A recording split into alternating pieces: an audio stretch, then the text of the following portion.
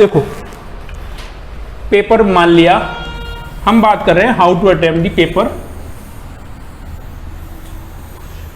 ये मेरा पेपर है, इसमें ये क्वेश्चंस हैं 1 2 3 4 एंड सो ऑन 100 तक, ठीक है ना। ये इनके ऑप्शंस हैं A B C D। Paper है मान लिया, अब उसमें एक ऑप्शन नीचे आते हैं लेकिन मैंने यही लिख दिए, ठीक है ना। A B C D इसी तरह से सब में है।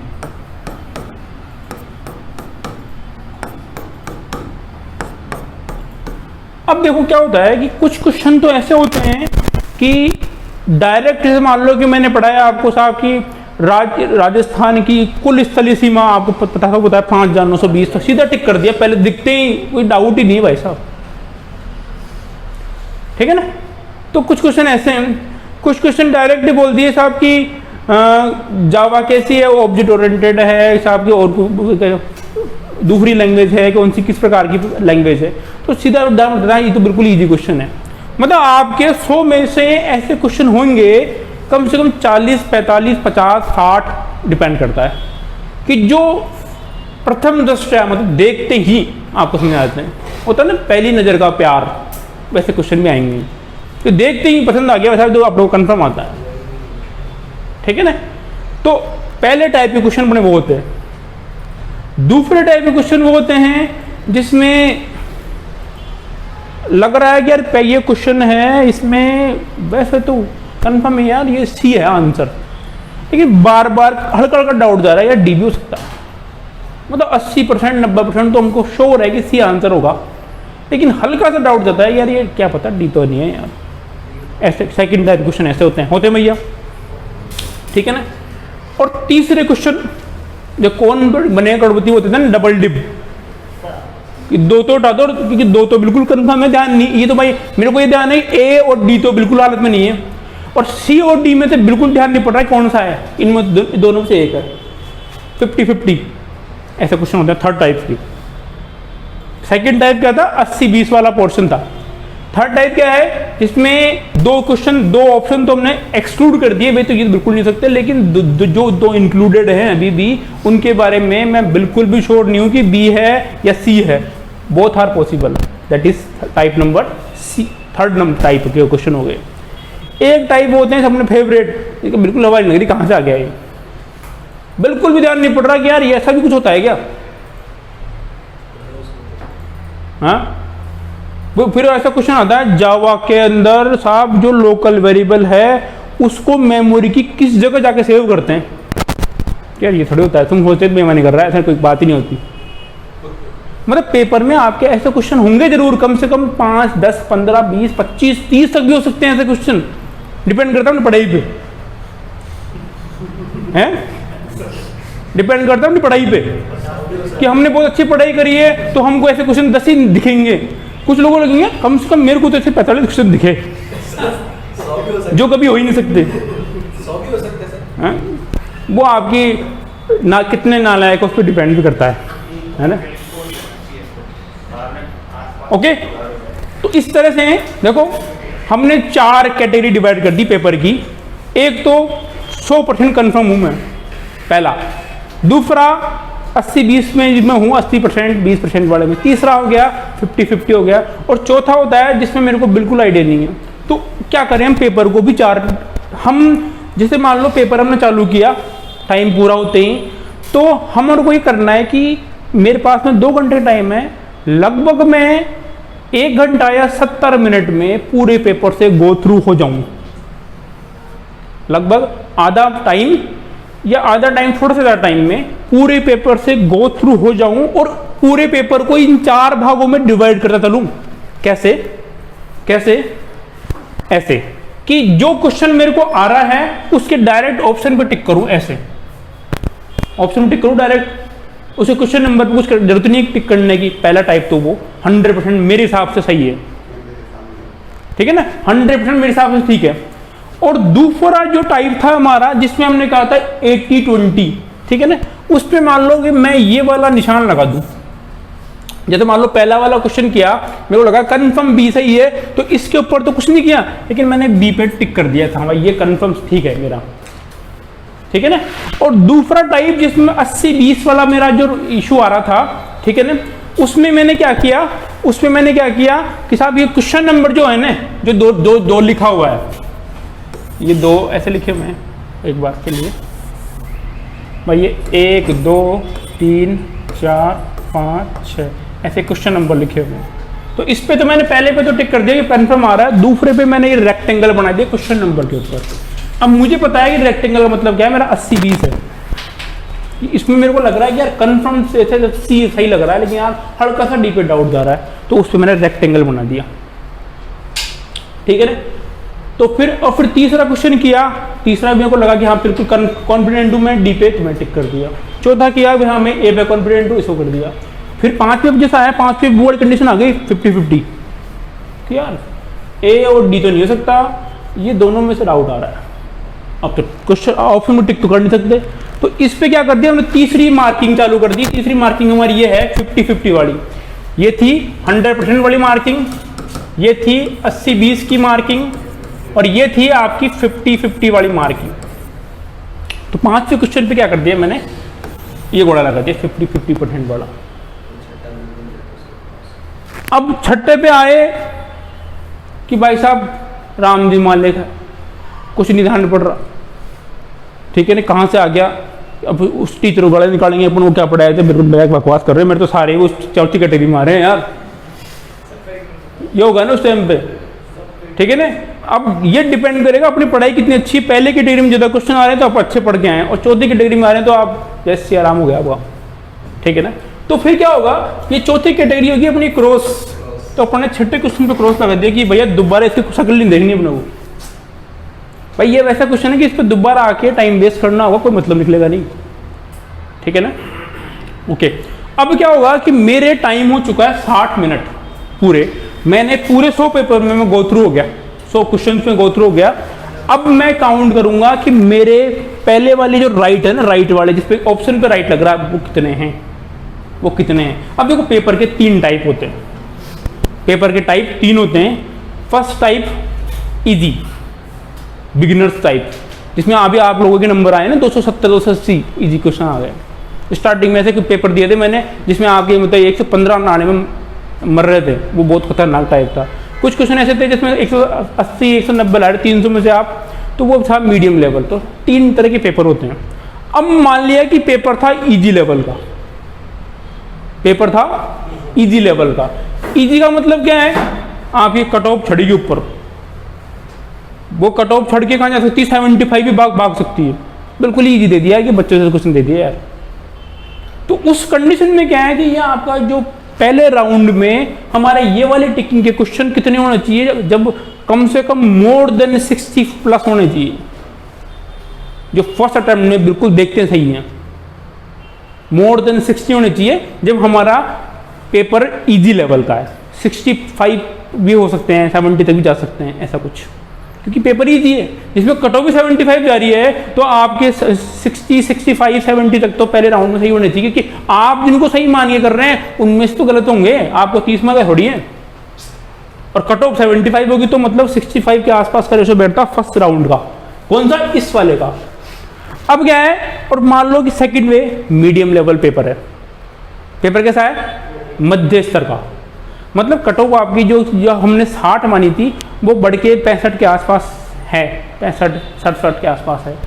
तो उस कंडीशन में हमारे किसी भी हालत में 50-55 के आसपास में ये फर्स्ट लेवल के क्वेश्चन होने चाहिए। और साफ पेपर दे दिया खतरनाक बड़ा। एक बार ग्राम सेवक का पेपर आया था, बोर्ड बनते ही दूसरा एग्जाम था, तो इन महाराज ने सोचे ऐसे पेपर बनाएंगे भाई साहब किसी ने दुनिया में देखे हो। तो ये बाकायदा ये बोर्ड चेयरमैन द्वारा पेपर क्रिएटर को मैसेज दिया गया, आज तक किसी भी परीक्षा में ऐसा कोई क्वेश्चन आया हो वो मेरे पेपर में नहीं आना चाहिए। तो बोला फिर क्वेश्चन लाएंगे कहाँ से, खुद बनाओ। तो अब ऐसे क्वेश्चन खोजे गए जो कहीं नहीं आए हो, तो ऐसा पेपर बना दिया कि भाई साहब उसमें क्या था 40% वो थी कट ऑफ, वो क्या नाम है, मिनिमम नंबर होने चाहिए। तो फिर जरूरत नहीं बड़ी कट ऑफ निकालने की, जिसके 40 नंबर वो नौकरी ले जाओ भैया। फिर भी सीटें नहीं भरी, देखो आप। तो वो क्या है, हाईएस्ट लेवल, ठीक है ना, इतना लेवल। तो उसने फिर बाद में मीटिंग हुई, ऐसा मत करो यार, अन्याय कर रहे हो तुम तो भाई साहब। तो वैसा नहीं है, लेकिन हमारे मान लो कि हार्ड लेवल था, हो सकता है कि हमारी कट ऑफ 55 पे आ जाए, संभव है। 10,000 पोस्टें बहुत ज़्यादा होती हैं। आज भी मान लो कि ढंग से नॉलेज रखने वाले स्टूडेंट इतने ज़्यादा नहीं है कि अच्छा पेपर आने के बाद में 50-55 भी बच्चों के नंबर आए, अच्छा पेपर आ जाए तो। जैसे कि जीके वाला पोर्शन अच्छा जो देते हैं, जैसे RS3 में देते हैं, कई बार ऐसे क्वेश्चन दे देते हैं, क्या करेंगे कुछ कर लो आप, और टेक्निकल में ऐसे क्वेश्चन दे दोगे या अब जो हमारी टीचर ही मना करते रहते, इतना मत पढ़ो इतना मत पढ़ो, और वहीं से दे दिया लो, अब क्या कर लोगे आप। तो वहाँ पर 50% अटक सकती है। तो उस राउंड में क्या होना चाहिए कि हमारे भाई साहब 45 के आसपास तो पहले राउंड में होने चाहिए। तो मतलब अब ये बात आई कि साहब की कितनी होने चाहिए, तो आइडिया नहीं लग रहा अपने को। तो हाँ, ये क्वेश्चन है, पेपर पता कैसे लगा कि इजी है, मीडियम है, हार्ड है। देखो अपने प्रोग्रामिंग में 2 तरह की होती है, स्टैटिक बाइंडिंग और dynamic binding. Run time decision या कंपाइल टाइम डिसीजन होते हैं ऐसे। ये डिसीजन होगा रन टाइम डिसीजन आपका खुद का। स्टूडेंट को पेपर जब स्टार्ट करे ना, 15-20 क्वेश्चन अटेम्प्ट करने के बाद में ये अगर उसने पढ़ाई करके गया तो ध्यान पड़ जाना चाहिए कि पेपर कौन से लेवल का है। अगर उसको ये पता चल गया कि पेपर इजी है तो कोशिश करनी है कि भैया फर्स्ट राउंड में मेरे 60-65 तो निकालने पड़ेंगे भाई साहब, मतलब कोशिश करनी पड़ेगी, फिर रिस्क लेना पड़ेगा आपको। मीडियम सा है तो हमें 50 के आसपास 55 के आसपास फर्स्ट राउंड में निकलने चाहिए वाले। और बहुत हार्ड लग रहा है कि यार मेरे को इतना पढ़ने के बाद भी क्वेश्चन नहीं आ रहे, मतलब पेपर भाई साहब खतरनाक है। आप माइनस मार्किंग के मरने का प्रयास ना करें, फिर ज़्यादा करोगे तो माइनस में जाओगे, कटोगे ऐसे ऐसे ऐसे, ठीक है ना। तो ये तो देखो डायनेमिक डिसीजन होगा, रन टाइम डिसीजन होगा, वो आपको ही लेना पड़ेगा कि मैं कहाँ तक जाऊँ, ठीक है ना। कई बार बैटिंग करनी होगी T20 स्टाइल में, पेपर ईजी है तो उड़ाओ सबको, चलने दो। और पेपर ध्यान पड़ जाए, पेपर बहुत हार्ड है कि भैया आज पूरे दिन सर्वाइव करना है। टेस्ट मैच में जब बैटिंग करते राहुल द्रविड़ की पूरा दिन रुकना है, कोई भी जाओ, इस बल्ला ऊँच रहता था, गले कहीं देना, जो गिल्ले पाएगी उससे बैट लगाऊंगा, कहीं लगाऊंगा, ये थी। तो वो सब चीज़ें अपने को सोचनी पड़ेगी। बात समझ रहे मेरी बात को? ओके। अब क्या है, मान लिया कि हम मीडियम लेवल की बात करते हैं, हम बीच की स्तर की बात करते हैं। हमारी जो अब आगे की बात होगी कि पेपर का लेवल मीडियम था, कि जो कट ऑफ थी आपकी वो लगभग 60-65 के आसपास थी, ठीक है ना। तो मेरे पहले अटेम्प्ट में मैंने क्वेश्चन थे 55 कर लिए, कौन से वाले, ये टिक वाले। अब देखो क्या होता है कि ये सब चीज़ें क्या हैं, अपने दिमाग को शांत करने की है। ये जो स्ट्रेटेजी भी है वो भी दिमाग को कूल करने की है। जैसे 55 क्वेश्चन आप गिनेंगे, 55 हो गए, और फिर क्या करो, 55 के गोले भर लो। 55 के गोले भरते हैं, आपको ऐसा सुकून सा फील होगा कि भैया मैंने आधी जंग जीत ली। अब इससे फायदा क्या होगा, अब इससे फायदा राउंड नंबर 2 और राउंड नंबर 3 में स्टार्टिंग में क्या होगा, आपके जो पेपर के आधे घंटे में आपकी हार्ट बीट बड़ी खतरनाक चलेगी, ऐसा डर सा लगेगा। जनरली ऐसे लोग फील करते हैं जिस दिन वो कॉपी ला के रखता है टेबल पे ऐसे, और भाई साहब मरा, अरे भाई साहब मरा रहे, और गर्मी का टाइम और, तो वो हार्ट बीट क्या करती है, आपकी जो 80-20 वाले क्वेश्चन है उनको बढ़ाती है, 50-50 वाले क्वेश्चन को बढ़ाती है, क्योंकि आपके दिमाग को डाइवर्ट करती है वो। ये नहीं। और मैं बता दूं आपको कि आपको वो जो प्रश्न आ सकता है तो आंसर वही जो पहली बार लगा है आपको, अगली बार जो आपने सोचा ना यार सीन या ड्यू का, वो आपका दिमाग आपको धोखा देने का प्रयास करता है। क्यों? आपके जो मन का डर था ना, उसके कारण से। अब जो हमारा ये पहला राउंड है 55 करने के बाद, और मार्कशीट भरने के बाद वो डर खत्म हो जाता है। डर खत्म होने से फायदा क्या होता है, 55 मैंने भर लिए, अब तुम राउंड सेकंड स्टार्ट करोगे। हमारा टाइम पहले तो हो गया था 60 मिनट, और गोले भरने में लगे हमको 10 मिनट, 70 मिनट हो चुके हैं। हो सकता है ये 75 कोई 80 तक ले जाए, ढीला हो भाई साहब। 75-80 मिनट या 80 मिनट भी हो सकते हैं। मान लिया ऑन एवरेज 75 मिनट हो चुके हैं, हमने गोले भर दिए 55। अब क्या होगा, अब देखो एक अच्छी आप एक गुडनेस फीलिंग में जाएंगे कि हाँ यार अब सही है मामला, थोड़ा सा डर कम हो जाएगा। उससे क्या होगा, राउंड नंबर सेकंड में हम 80-20 पर अटेम्प्ट करना चालू करेंगे। हम उन्हीं क्वेश्चन को देखेंगे जिसपे कि ये रेक्टेंगल लगा हुआ था, और किसी की तरफ नजर भी नहीं दौड़ाएंगे राउंड नंबर 2 में, ठीक है। तो फिर क्या होंगे कि ऐसे क्वेश्चन मान लिया 15 थे जिनमें 80-20 का डाउट था। अब मैं मेरे को लग रहा है 15 में से 10 पे मैं वो 80-20 नहीं 100% पे आ रहा हूँ, क्योंकि मेरा दिमाग शांत हो चुका है। 10 क्वेश्चन ऐसे आ गए जिसपे मैं 100% पे आ गया। नहीं यार, डी तो हो ही नहीं सकता, सी है, सही है यार, पहले अपन गलत सोच रहे थे। क्यों? ये मेंटल प्रेशर कम हो चुका है इसलिए। ठीक है, और कोशिश जरूर करें, मैं फिर कह रहा हूँ आपको, बहुत ज़्यादा प्रॉब्लम लगे तभी आपके फर्स्ट आंसर को चेंज करें। जब आपको जो फर्स्ट आंसर लगा है उसको चेंज करने का बहुत बड़ा रीजन होना चाहिए दिमाग में, नहीं तो जो सेकंड सोचा है ना आपने, वो मैं कह रहा हूँ 90% गलत होगा। जो आपने फर्स्ट टाइम पूछा सी, या तो आपके लिए वो सी ठीक है, नहीं तो उस क्वेश्चन को आप सही नहीं कर सकते, ये मान लेना।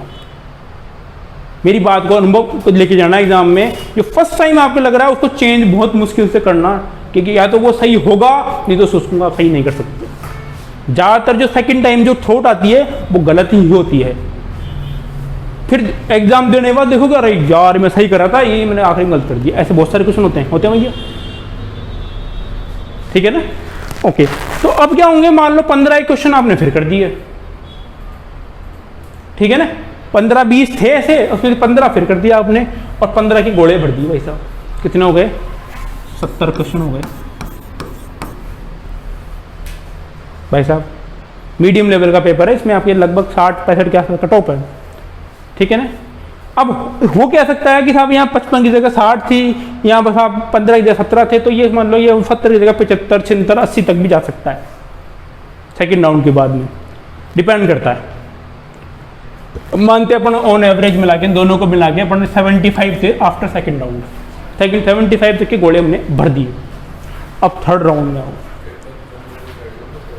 ठीक है ना? अभी सेकंड राउंड मात्र 10 मिनट में खत्म करना है, 10 से 15 मिनट में, क्योंकि ये अपन क्या करना है, पन्ने पलटने देखना किस पे रेक्टेंगल लगाओ, रेक्टेंगल लगाओ, उसको दोबारा पढ़ना है।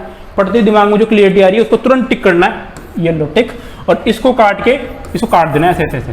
हाँ भाई ये वाले दोबारा नहीं पढ़ना है, इसको रेक्टेंगल खत्म हो गया, रेक्टेंगल खत्म, रेक्टेंगल है ही नहीं यहाँ पे, और इस पर टिक कर दिया। जिस पे ऑप्शन टिक हो रहा है मतलब कंफर्म की कैटेगरी में आ गया था। और जो जिस चीज़ पे ऑप्शन में टिक है उनके वापस से गोले भर लो। 10 से 15 मिनट में ये राउंड निमट जाएगा, 20 मिनट में निमट जाएगा। 80-20 100 मिनट हो चुके हैं, 20 मिनट बचे हैं भाई साहब आपके पास। ये 20 मिनट आपको मारेंगे। अब क्या करोगे, आप अपना गला खुद दबाओगे। यार इसको भी कर लूँ, सही लग रहा है यार, इसको भी कर लूँ। अब क्या है, राउंड थर्ड स्टार्ट करेंगे। अब ना चाहते हुए राउंड थर्ड बड़ा खतरनाक है ना, वो अपने को मारता है। उसमें क्या है, बहुत डिफेंसिव बैटिंग करनी है। राउंड फर्स्ट में तो भाई साहब T20 बैटिंग करनी होती है, राउंड सेकंड में वनडे वाली। ठीक है ना? और यहाँ पे आते हैं भाई साहब अब टेस्ट मैच की बैटिंग है राउंड थर्ड में, है ना? और वो भी कब, मैच बचाना आखिरी 5वें दिन की बैटिंग है। ठीक है ना? अब इसमें क्या होंगे, इसमें आपके 10-15 क्वेश्चन होंगे जिसमें 50-50 लग रहा है। अब पढ़ने के बाद में उनमें से क्या है, आपको लगभग 75 हो चुके हैं। 15 में से आपको लग रहा है कि हाँ 5-7 एक क्वेश्चन लग रहे हैं जो यार मेरे को ठीक ठाक लगे, कर लेना चाहिए। इतना तो अपना रिस्क लेना पड़ेगा। देखो 15 में से अपने 5-7 तो करने पड़ेंगे, क्योंकि वो 50-50 वाले हैं। ठीक है ना? तो और कर दिए साहब 5-7, तो अपन पहुँच गए 82 अटैम्प्ट। 3 round complete. हमारा टाइम हो चुका है कितना, 10 मिनट बचने केवल खत्म होने में। एक कितना, 1 घंटा 10 मिनट, मतलब 2 घंटे होने में 10 मिनट बच रहे हैं। अब 1 घंटा 50 मिनट हो चुके हैं। अब 10 मिनट निकालना बड़ा भारी है भाई साहब। अब अपन को लगेगा यार इसको भी कर दूँ, इसको भी कर दूँ। अब मेरा कहना मानो ये 82-85 क्वेश्चन हो चुके हैं, बंद कर दो और बैठ जाओ, कुछ नहीं करना अब। क्योंकि अब जितने भी करोगे ना, वो कोई 5 में से 1 सही होगा और 4 गलत होंगे। और अब मान लो अपने 6 क्वेश्चन अटेम्प्ट करे, अब होगा क्या, मान लो 8 क्वेश्चन अटेम्प्ट करे एक बार, अब चौथे राउंड में, और आगे अपना होशियार 8 क्वेश्चन अटेम्प्ट करे, 8 में से 1-2 सही होंगे। कितने नंबर आए, 2। और जो 6 गलती उसे नंबर कितने कटे, 1/3 के हिसाब से 2 फिर कट गए बराबर। अब हो सकता था कि साहब 8 में से 1 ही सही होता तो साहब 1 नंबर आता, और 7 मतलब कि ये कटते सारे इतने सारे, तो 2.25 नंबर कटते, फिर अपन माइनस में चल जाते। तो वो चीज़ है। तो ये क्या है, फायदा नहीं है चौथे राउंड में। तो अगर अपन मीडियम लाइक का पेपर है और 85 तक 3 राउंड जा रहे हैं, अपन सेफ हैं। अब ये पेपर इजी होता तो अपन ये 85 थे ना, ये बढ़ के 90 से ऊपर पहुंच जाते। और पेपर ये हार्ड होता तो ये हो सकता 75 तो रुक जाते अटेम्प्ट करने में। ठीक है ना। तो अब जैसे क्या होगा, एक समस्या हो जाएगी, आपके 2 पेपर हैं, पेपर 2 हैं आपके, पेपर फर्स्ट निकल करके निकलोगे, भाई साहब कुछ महारथी आएंगे, ओह 98 कर है मैं, अरे मुश्किल से कोई 2 गलत है, मैंने तो देखा चीज़ें कन्फर्म थे वही करे हैं। भाई एक बार बताओ, जो आपको सही लग रहा था जो आपने किए, लेकिन उसमें से गलत होंगे बहुत ज़्यादा, तो वो लोग क्या जो बेचारे सीधे आदमी को डरा देते हैं, और यार 98, वो सर ने कहा था मैं तो 80 पे रुक गया, ये सर मनाएंगे मेरे को। फिर आप क्या सोचते हो, अगली बार कवर करना है, आप क्या भाई साहब तो आपके भाई को 90-95 करने हैं, वो चेप आता है 95 हो गया काम। तो माइनस मार्क वाले पेपर में जो ज़्यादा करके आता है वो हमेशा नुकसान जाता है, ध्यान रखना। अभी रतन क्या बोला कि मेरे माइनस ज़्यादा जा रहे हैं, तो इस चीज़ को कंट्रोल करना है, ठीक है ना। 13 टेस्ट दे चुका है भाई, अब तो कंट्रोल कर यार, ठीक है। तो इस चीज़ को भैया ध्यान रखो। तो ये स्ट्रेटेजी है, ये मान लीजिए मैंने लगभग कोई 5-7 एग्जाम दिए होंगे अब तक गवर्नमेंट के, सब में फॉलो किए, और आज तक एक भी रिटर्न एग्जाम में मैं मतलब कट ऑफ क्लियर करने से नहीं रहा, सब में पास हुआ हूँ। वो बाद में किसी में इंटरव्यू जाकर रखे बहुत अलग है, लेकिन और 2 एग्जाम फाइनली क्लियर किए हैं, फाइनल ज्वाइनिंग हुई है, लेकिन रिटर्न एग्जाम में सब में ये स्ट्रेटेजी फॉलो करिए और सब में कट ऑफ क्लियर करिए। इससे मैं आपको बताऊं कितना बड़ा फर्क पड़ेगा, इससे फर्क पड़ेगा कम से कम 5 से 8-10 नंबर का, इतना बड़ा फर्क पड़ता है। मतलब क्या होता है, जैसे कि अभी आपने अंधे होकर पेपर किया और कर लिए साहब 60-65 कर लिए, और फिर वापस से दोबारा चालू करते हैं, अंधे चालू करते हैं वापस से, कौन सा करें यार, कौन सा करें पता नहीं चल रहा। अब मेरे को सेकंड राउंड में ध्यान है कि मेरे को इस बार ये रेक्टेंगल वाले पिक करने की, इनमें संभावना ज्यादा है। फिर थर्ड राउंड में पिक करने की साहब ये वाले पिक करने की, इनमें अब संभावना बच रही है, क्योंकि जिसको काट रखा है उसको पढ़ के अगर दोबारा पढ़ोगे तो ज्यादा दिमाग खराब होगा, अरे नहीं आ रहा यार उसको देखो मत, वो तो कटा हुआ अपने लिए डिलीट है क्वेश्चन ही, वो बात समझ रहे हो, ये बात है। तो इसको फॉलो करें, बहुत बस सबसे बड़ी जरूरी बात है आत्मविश्वास, कॉन्फिडेंस से एग्जाम में जाएं, कोई दिक्कत नहीं है। देखो मैंने पहले भी कहा है कि अब जो होना है वो होगा, बस ये हो सकता है कि हमारा कॉन्फिडेंस उसको थोड़ा सा चेंज कर दे, और कॉन्फिडेंस होने से 2-3 नंबर कम हुए हम बाहर, थोड़ा सा कॉन्फिडेंस रखा। कि कई बार ऐसा वो हुआ है, जैसे मान लीजिए हमने पेपर चालू किया, एक मतलब ऐसा कोई सेंस नहीं है, लेकिन मैं बता रहा हूँ आपको, मैंने खुद ने देखी चीज़ मेरे खुद के पेपर में, कि आपने पेपर चालू किया, आपने 1 से लेके 20-22 तक क्वेश्चन कर लिए साहब, मतलब अटैम्प्ट करना चालू किए, और देखिए 25 में से भाई साहब 3 ही क्वेश्चन आ रहे, 4 आ रहे, 5 आ रहे, दिमाग खराब, ऐसे हाथ पर हिलने लग जाएंगे, ऐसे ऐसे, अरे भाई साहब ऐसे हाथ हिलने, क्यों? 3 साल की मेहनत कोई इम्पड़ती दिख रही है, ठीक है ना, कि ये क्या हो गया यार। मतलब फिर आदमी के इतने सारे विचार सोचता है, यार पापा क्या सोचेंगे, यार मेरी वाइफ क्या सोचेगी यार, क्या मतलब इतना बेचारी बैठी थी, हाँ भाई अब करेंगे नौकरी, बहुत बड़ी। देखो क्या होता है कि ये बहुत ही ज़्यादा मानसिक चीज़ें होती है। आपके साथ जो लोग बेरोजगार हैं और मान लो शादी भी हो गई है, आपके साथ आपके बहुत सारे लोग प्रार्थना कर रहे हैं साहब इनकी नौकरी लग जाए कैसे करके, तो वो चीज़ है, तो डर जाता आदमी और डर से मरता है। और ऐसे कंडीशन क्या किया मैं एक पेपर में ऐसा था जिसमें 22 क्वेश्चन अटेम्प्ट करिए, 3 ही आ रहे थे, तो मैंने उल्टा किया, 150 क्वेश्चन थे, आरपीसी पेपर था, उल्टा किया, 150 नंबर चालू कर दिया, और 150 से करता करता करता मैं 100 तक आ गया, 50 क्वेश्चन अटेम्प्ट कर लिए, मेरे को उसमें से 3-4 ही नहीं है, बाकी सारे आ गए, जो आत्मविश्वास खत्म हुआ था वापस आ गया। फिर वापस से 23 में नंबर चालू करिए तो भाई साहब आने चालू हो गए।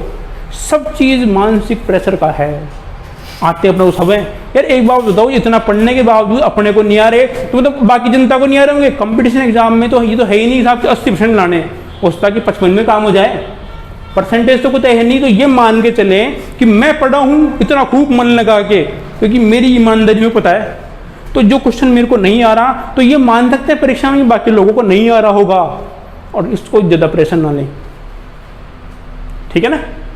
Okay, thank you, best of luck. कभी कोई ज़रूरत पड़े तो आप बात कर सकते हैं। Okay, thank you.